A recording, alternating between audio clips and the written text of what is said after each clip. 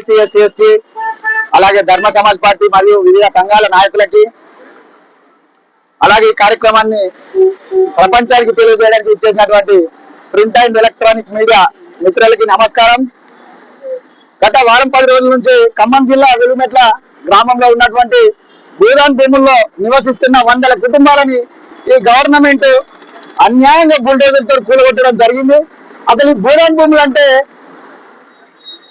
Survey number 145, survey number 148, 149లో 60 ఎకరాల భూదాన్ భూమి ఉండేది. కానీ గత ప్రభుత్వంలో 30 ఎకరాల కబ్జాకు గురైంది. మిగిలిన 30 ఎకరాలలో ఉన్నటువంటి పేదలని ఈ కాంగ్రెస్ ప్రభుత్వం ఒక పక్క ఇంద్రం ఇల్లు ఇస్తున్నా అని చెప్తూనే మరొక పక్క సొంత డబ్బులతో సొంత కాయ కష్టం చేసుకొని రూపాయి కూడా పెట్టుకొని ఇల్లు నిర్మించుకుంటే ఆ ఇల్లు నిర్మించుకున్న ఇళ్ళని బుల్డోజర్తో పెట్టి 100,000 మంది పోలీసులు ప్రహార్ పక్షాన భయభ్రాంతులకు గురి చేసి ఇల్లు కూలగొట్టడం జరిగింది. ఈ విషయం తెలుసుకున్న గౌరవ డాక్టర్ విశారద్ మహారాజ్ గారు మొదటిసారి ఖమ్మం జిల్లాకు వెళ్ళి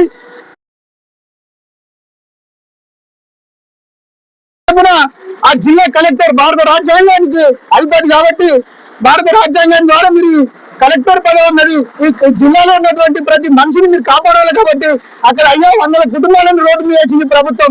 మరి వీళ్ళని కాపాడండి, వీళ్ళకి ఎక్కడన్నా పునర్నివాసం చూపెట్టాలని చెప్తే అక్కడ అధికారులు నిన్నటి నీరెత్తినట్టు సైలెంట్ గా ముగ్గురు మంత్రులు వాళ్ళు ఎట్లా చెప్తే అట్లా అధికారులు అయిపోయారు.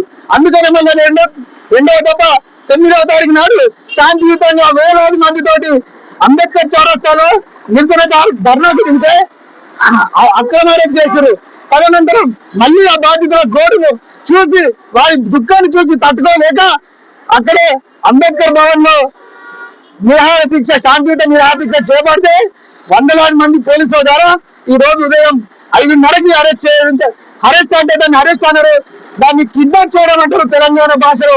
ఈ కిడ్నాప్ చేసిన మనిషిని ఇంతవరకు ప్రజాక్షేత్రంలో ఎందుకు ప్రవేశపెట్టలేదు? మీరు విచారణ చూసి ప్రభుత్వం ఎందుకు భయపడుతుంది అంటే మీకు విశారద్ మహారాజ్ గారిని అరెస్ట్ చేసినప్పుడే మీ ప్రభుత్వ పత్రం అయిందని చెప్పి తెలియజేస్తూ